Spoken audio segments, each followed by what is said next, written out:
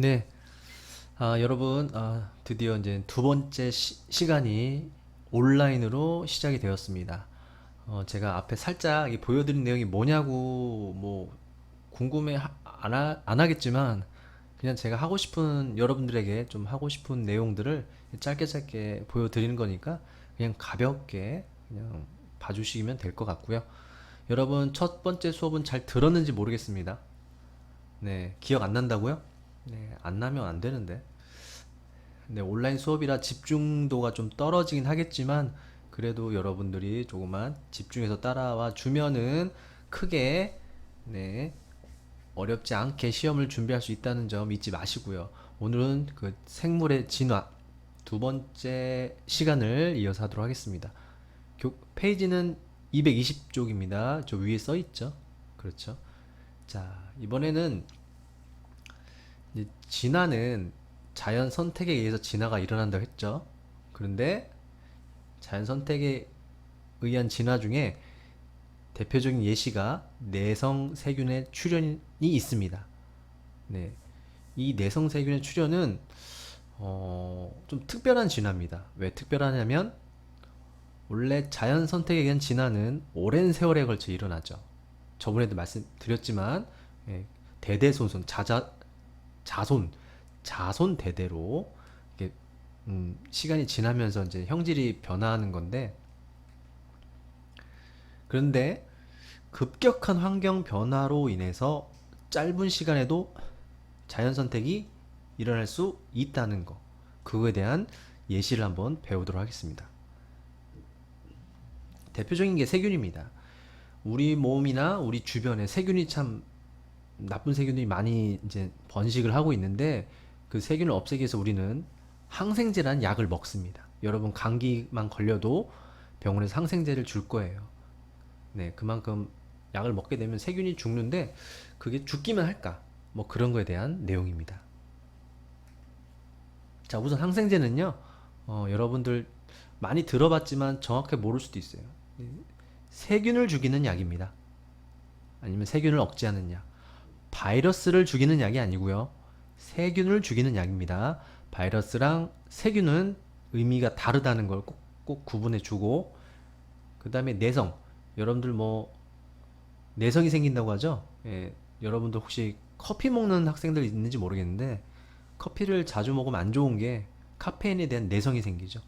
자, 내성은 네, 견뎌내는 성질입니다. 즉 여러분들이 처음에는 커피 한 잔만 마셨을 때 잠이 금방 깼지만 그다음부터 내성이 생겨서 두 잔, 세 잔 점점 많은 양의 커피를 마셔야만 잠이 깨는 그러한 일이 벌어지니까 너무 커피는 자주 안 마시는 게 좋고요. 자, 그림을 보면 이렇습니다. 자, 세균들이 지금 교과서에 득실득실하게 아주 그냥 징그럽게 그려져 있네. 그죠? 자, 있는데 우선은 세균이 지금 왼쪽 그림에 보면 자, 세균들이 존재하는데 어떤 이유인지 모르겠지만 네, 어떤 원인으로 태어난지 모르지만 항생제의 저항을 가지고 있는 유전자를 가진 세균이 출현할 수 있다는 겁니다. 그쵸? 개체가 다양하다 보면 변이가 일어난다고 했죠? 그런 변이 중에 한 가지 형태일 겁니다. 자, 그런데 하필 이 변이는 항생제 저항성 유전자를 가진 변이가 태어났다는 거죠. 자, 이렇게 되면 이제는 그 같은 무리들 중에서 항생제 저항이 없는 세균과 항생제 저항이 있는 세균이 같이 존재하겠지만 처음에는 낮은 비율로 존재하겠죠. 그렇죠. 변이가 뭐 많이 일어나진 않을 테니까. 그런데 우리가 항생제를 사용하면 사용할수록 항생제 저항을 못하는 세균은 죽고 저항성 유전자를 가진 세균들은 살아남겠죠.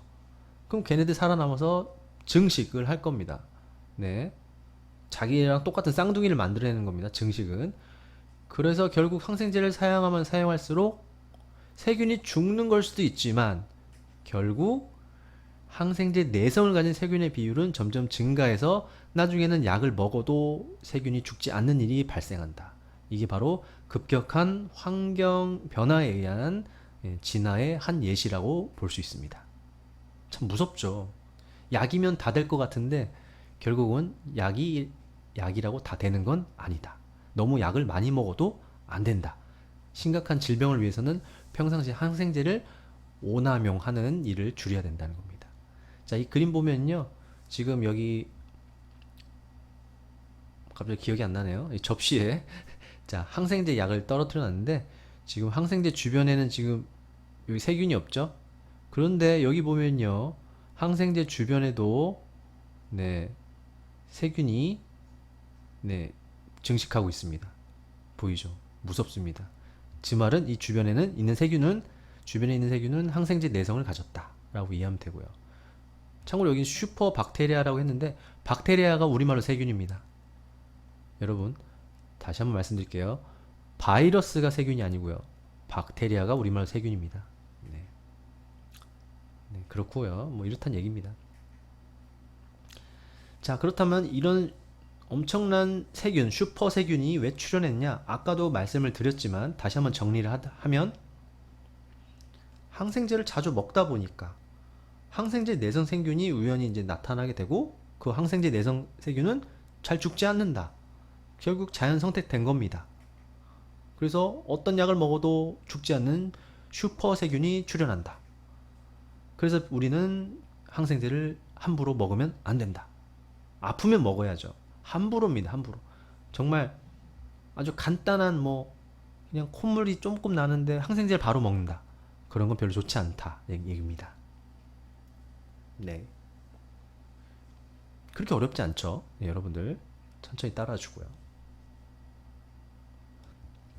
자, 이렇게 자연 선택에 의한 진화, 즉 이 진화론은 찰스 다윈이 주장을 했고요. 이 찰스 다윈이 주장한 진화론이 도대체 과학과 사회에 어떤 영향을 줬냐? 자, 줬냐? 그걸 알아보면 뭐야 이거? 네. 아, 죄송합니다. 제가 좀 덤벙덤벙 되는 바람에 자, 진화론이 어떤 영향을 줬냐면 큰 영향을 주었습니다. 보이죠? 네. 뭐 별말이 없기 때문에 굳이 제가 다른 표시를 안 했다는 거 이해해 주고요. 자, 이제 페이지 몇 쪽 건너뛰겠습니다. 네, 건너뛰고 왜냐면 거기 뭐 크게 중요한 건 아닌 것 같기 때문에 바로 224쪽으로 들어가도록 하겠습니다. 교과서 폈나요, 여러분? 네, 또 지금 음식 먹으면서 지금 과자 먹으면서 영상 보는 거 아니죠? 네. 먹으면서 보는 건 좋은데 내가 자꾸 과학 분야 과학 선생님이라 굳이 과학적으로 얘기해주면 다른 행동을 하면서 영상을 보면 집중력이 떨어져서 그만큼 기억력은 감소될 수밖에 없어요. 네. 그래서 조금 집중하라는 얘기입니다. 너무 졸지 말고요. 자, 224쪽이고요. 지구 생명체 출현. 생명체는 어떻게 출현했냐? 왜 출현했냐? 이런 거에 대한 궁금증을 뭐 알아보는 과정입니다. 하지만 결론부터 말씀을 드리면 생명체 출현이 왜 어떻게 출현했냐? 몰라. 정확히 알 수 없어요. 여러분들이 타임머신을 개발해서 발명해서 그걸 타고 초기 지구로 가지 않는 한 도대체 생명체가 어떻게 시작됐는지는 알 수 없지만 그나마 과학적인 증거로 추측할 수 있는 여러 가지 가설들을 알아봅니다. 자, 당연히 초기 지구에 살았던 생명체는 바로 사람이 태어났을까? 아니겠죠. 정말 초단순한 형태. 그쵸. 지금 여기 보면은 교과서에는 핵막이 없는 세포는 막으로 쌓여져 있죠. 그쵸. 동물 세포든 식물 세포든 막으로 쌓여 있는데 막마저 없다. 정말 진화가 아주 덜 된 진짜 초기 모양의 세포 추정을 할 수 있습니다. 그런데 이런 생명체는 어떻게 출현했을까? 네, 과연 그게 궁금한 겁니다.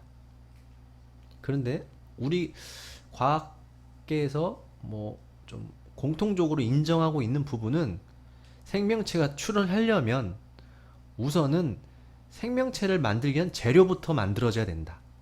즉 생명체를 구성하는 물질을 유기물이라고 하고 뭐 유기물질, 뭐 유기물 뭐 이렇게 표현하는데 그런 물질이 있어야지만 생명체가 출현할 수 있는 가능성을 만들어준다. 이렇게 이해하시면 돼요. 여기서 유기물이 뭐냐? 네, 유기물 뜻 아시나요? 과학이 어려운 이유가, 어렵게 생각한 이유가 단어를 애매하게 알고 있는 거예요. 여러분 유기물 많이 들어봤어요. 그렇죠? 무기물도 들어봤고 뭐 하물며 무기염류라는 것도 들어봤고, 그런데 막상 설명하라고 하면 모르겠는데요? 이렇게 하는 거죠. 결국 모르고 있는 상태에서 단어만 외운 겁니다. 네. 뜻까지 잘 이해하고 외웠다면 과학은 그렇게 아직까지는 어렵지 않다는 걸 조금, 가능성을 좀 제시하고 싶습니다.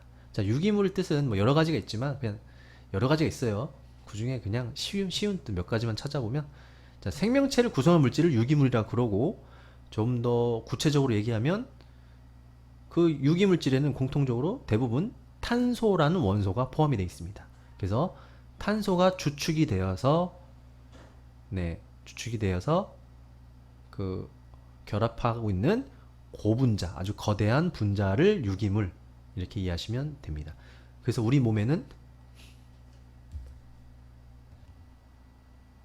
자, 그렇다면은 지구 생명체는 어떻게 출현했는지 여러 가지 추측이 있겠죠. 네, 있겠지만 교과서에는 크게 세 가지가 나왔다는 거.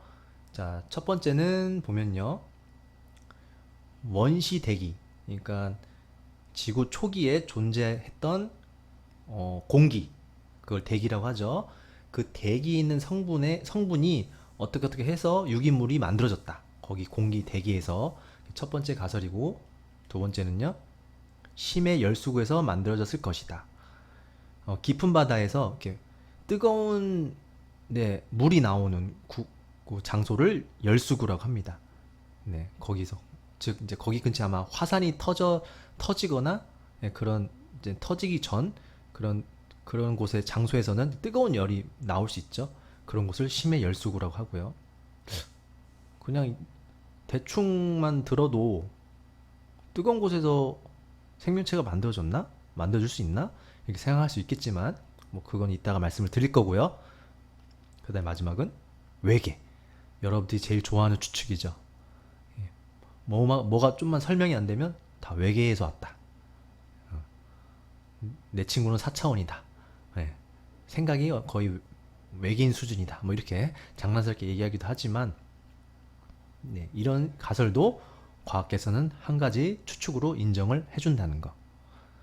어떡하겠어요. 네, 정확한 답이 없는데 이렇게라도 해야죠. 자, 이런 가설들에 대해서 제가 말씀을 드릴 건데, 여러분들이 영상을 찾고 뭐 자료를 검색해도 다 나옵니다. 네, 나오는데 혹시나 뭐 귀찮아 할까봐, 네, 제가 살짝 조금만 맛보기로 말씀을 드릴 테니까 여러분들 공부하실 때는 좀 더 자세히 공부하셔도 되고 참고로 자료를 찾아보셔도 좋을 것 같아요. 자, 첫 번째 가설입니다. 그쵸? 그 원시 대기에서, 생명체가 만들어졌을 것이다. 이 가설은 이런 실험을 통해서 입증을 한 겁니다.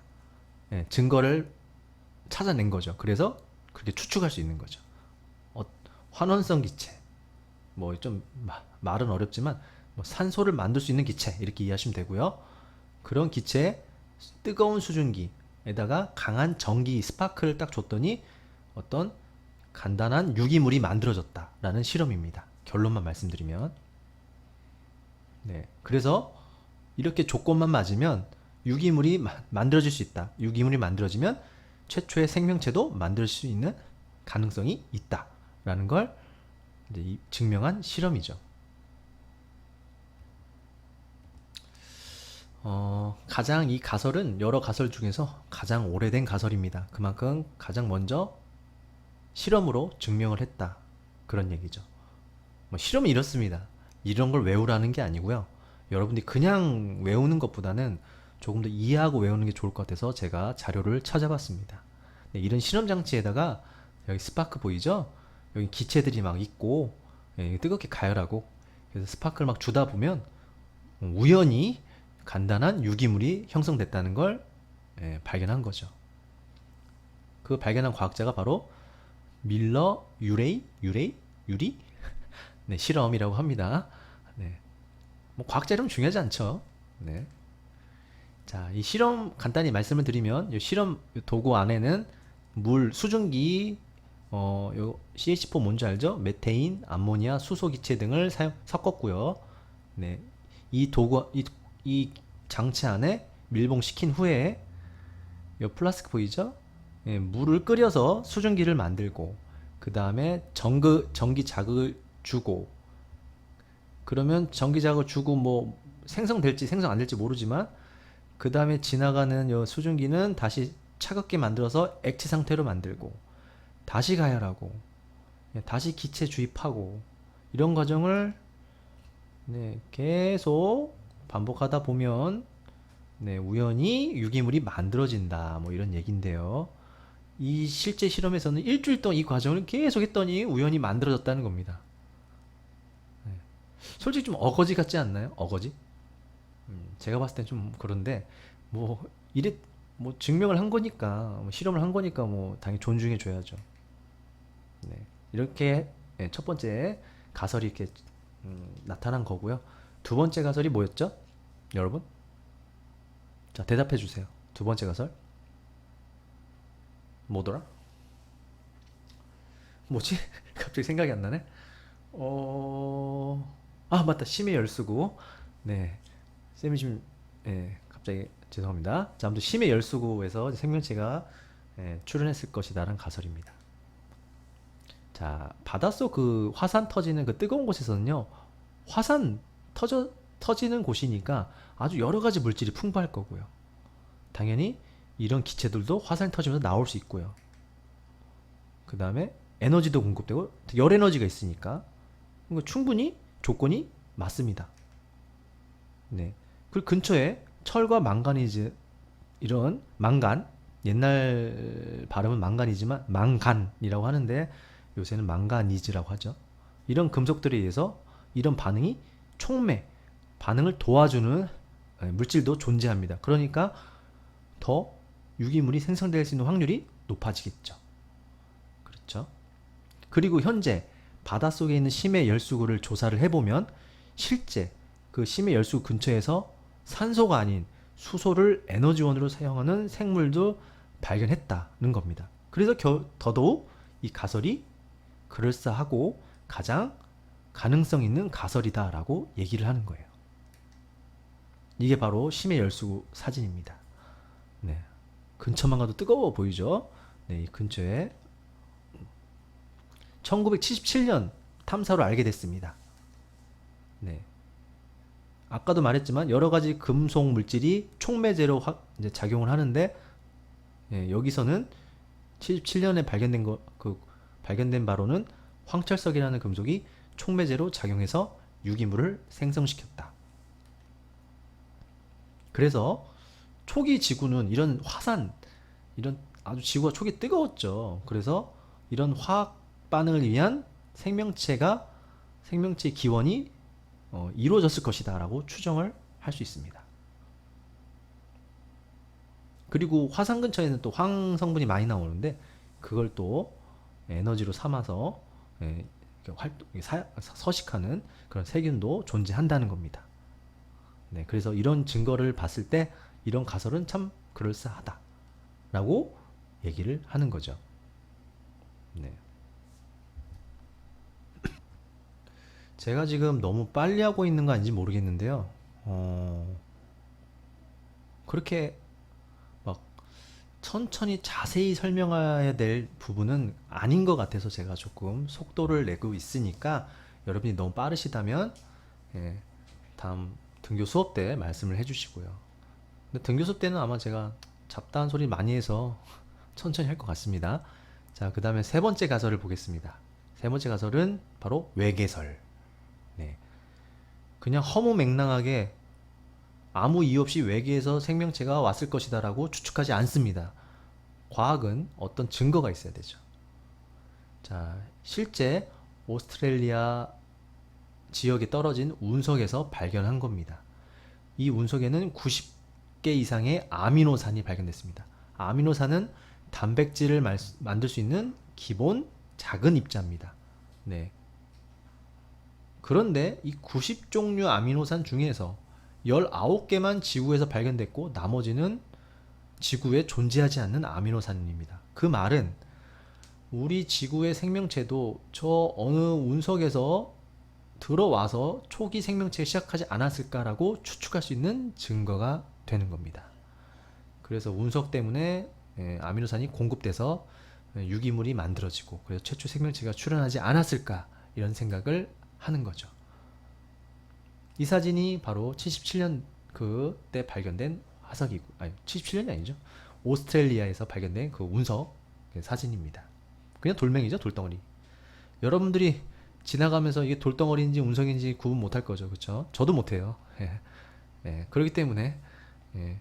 그 떨어지는 부분을 가서 이제 찾아야 되는데 그 쉽지 않죠. 이 운석 이름을 머치슨 운석이라고 부릅니다. 네, 이 운석은 1969년에 참 시간도 참 정확하게 썼네요, 누가. 네, 밤 오전 10시네. 아침에 운석이 떨어졌네요, 그죠? 끝이네. 네, 이렇게 해서 이제 여러 가지 가설들의 기본적인 내용을 배워봤습니다. 어떤 가설이 완벽하다면 다른 가설이 존재할 이유가 없습니다. 모든 사람들이 다 수긍할 테니까 말이죠. 그렇죠? 하지만 애매하기 때문에 가설이 여러 개 있는 거고 각 가설마다 단점도 존재합니다. 첫 번째 원시대기 가설에서는요.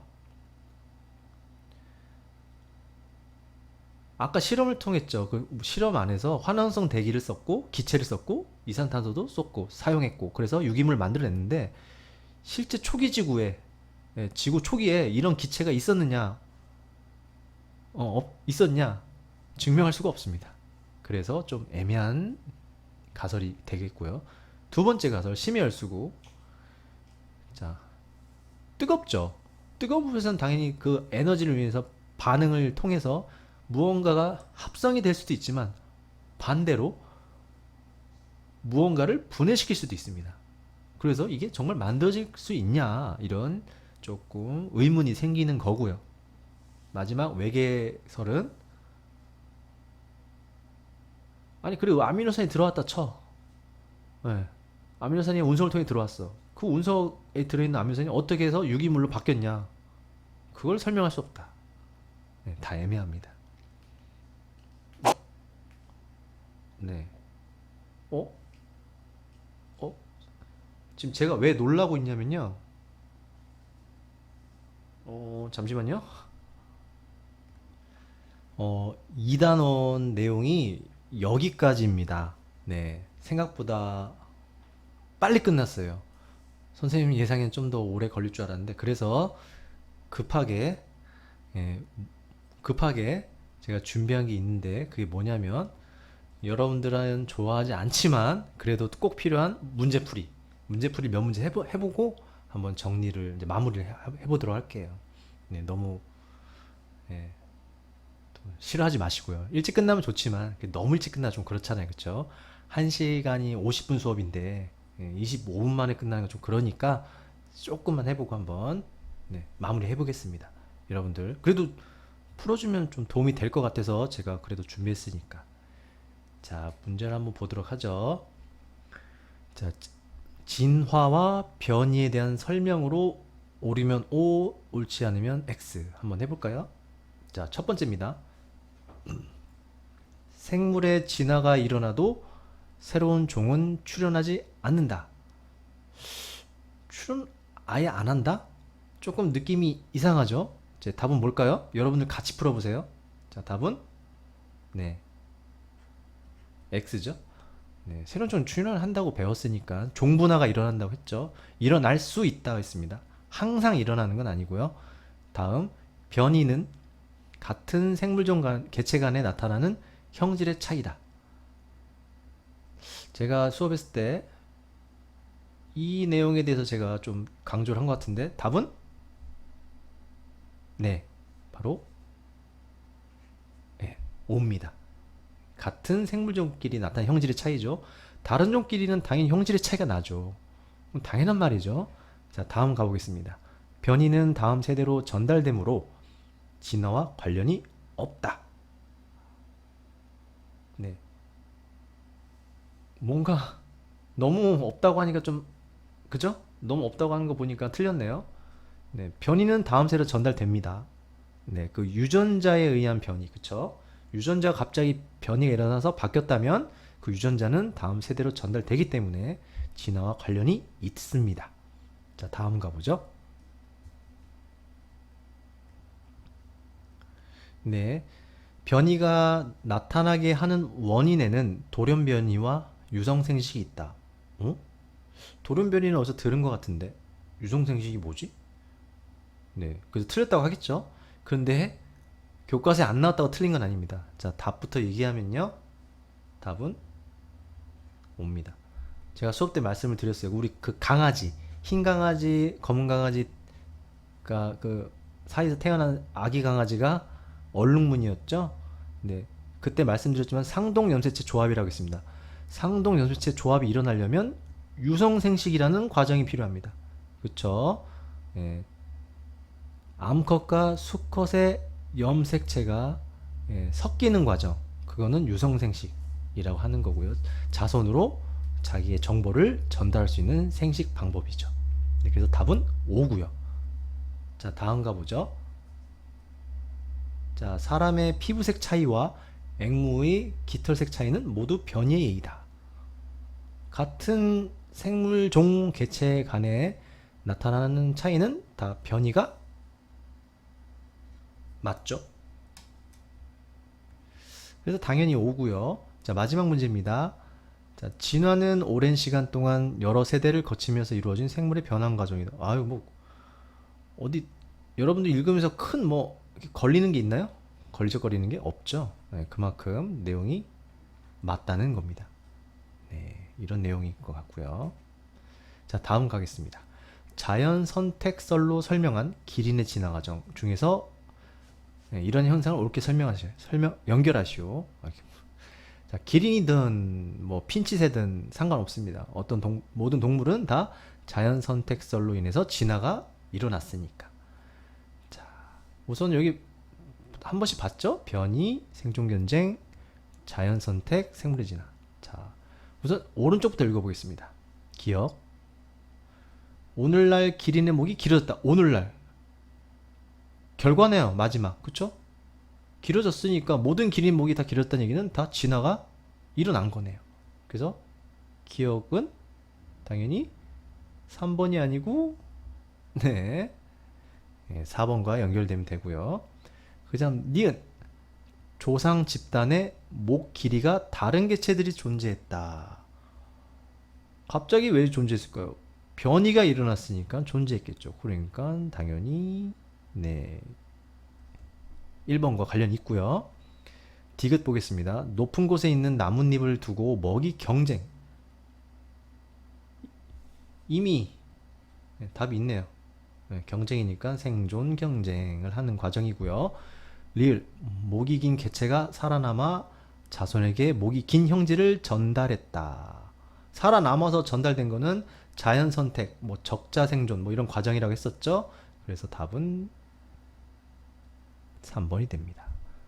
네, 이런 식으로 공부하면 되고 여러분들 기억, 니은, 디귿 다 연결했으니까 나머지 하나 이렇게 풀어버리면 공부가 안 됩니다. 그건 그냥 문제 풀기 위한 거지 공부를 위한 게 아니죠. 그래서 끝까지 읽어보고 풀어보는 습관을 가지도록 하고요.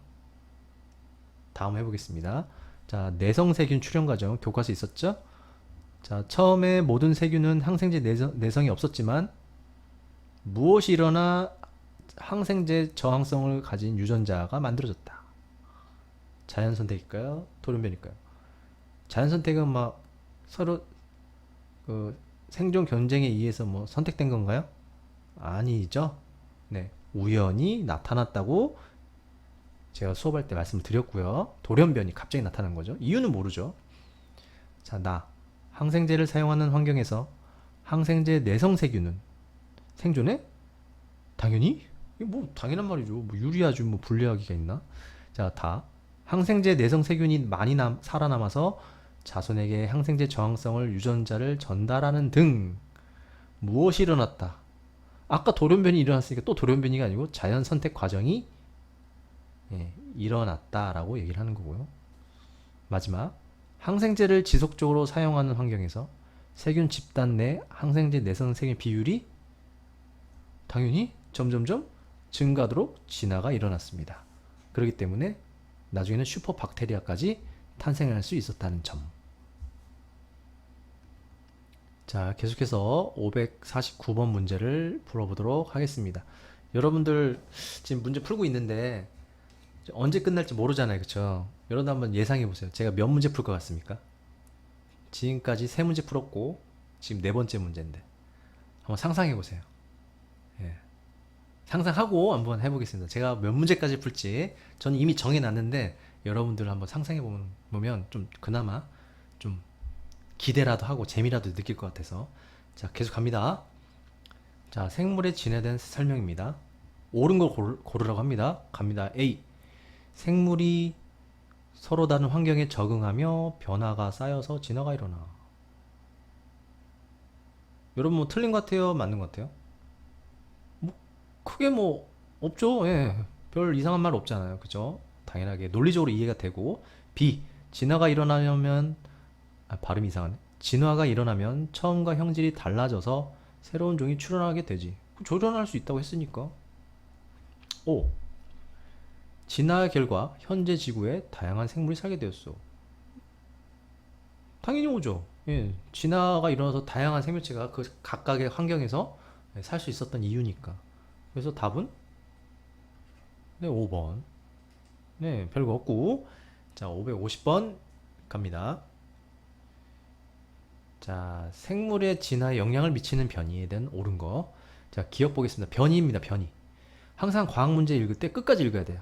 변이에 대한 걸로 옳은 거. 네. 생물 진화에 대한 게 아니고 그 중에서도 변이입니다. 변이는 다음 세대 전달됩니까? 안 됩니까? 여러분들 알고 있기로. 네. 되잖아요. 그렇죠? 그 교과서 강아지도 그렇고 그 딱정벌레도 그렇고요. 자, 니은 생물의 진화를 억제하는 요인? 이상하지 않냐? 그죠? 억제를 왜 해요? 생물 진화를 더 촉진시키거나 도와주는 거죠. 자, 디귿 같은 생물종에서는 모든 개체 형질이 동일하다? 뭐 100% 쌍둥이란 얘기인가? 그죠? 네, 말도 안 됩니다. 그래서 답은 1번이 되겠습니다. 네. 맞췄나요? 여러분 맞췄나? 몇 문제? 지금 뭐 5문제, 6문제 생각한 사람들은 조금 아직도 또 남았어 이렇겠지만 좀 더 참아주고요. 몇 문제인지 계속 생각해 보세요. 자, 551번입니다. 자, 문제 힌트가 있다고 했습니다. 같은 생물종 개체에서 관찰되는 차이. 그러면 딱 안 봐도, 보기 안 봐도 변이에 관한 거다. 그런데 가장 관련 깊은 게 뭐냐? 뭐야 이거? 변이네. 다음. 변이를 일으키는 원인입니다. 자, 유전물질 DNA 변화. 자, 여러분 이거 생각해 보세요. 강아지입니까? 딱정벌레입니까? 기억납니까? 교과서에서? 유전물질 갑자기 변화가 일어났다. 네, 이건 딱 봐도. 네, 딱정벌레고. 부모 유전자가 다양하게 조합된다. 강아지. 엄마 강아지, 아빠 강아지 그 조합해서 얼룩무늬. 그래서 강아지. 자, 딱정벌레는 어떤 변이다? 네, 돌연변이. 갑자기 유전자가 나타난 거고요. 강아지는 어떤 변이다? 조합에 의한 변이.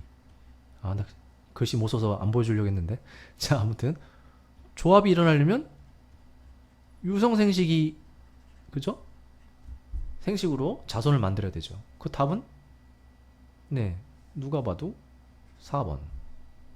그죠? 네, 괜찮습니다. 어렵지 않죠? 네, 여기서 끝났습니다. 네, 맞췄나요? 선생님이 7문제 준비했습니다. 행운의 7.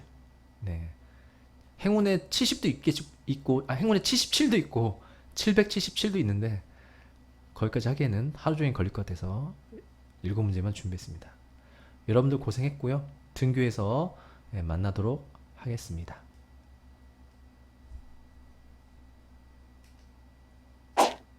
여러분 고생하셨습니다. 다음에 만나요.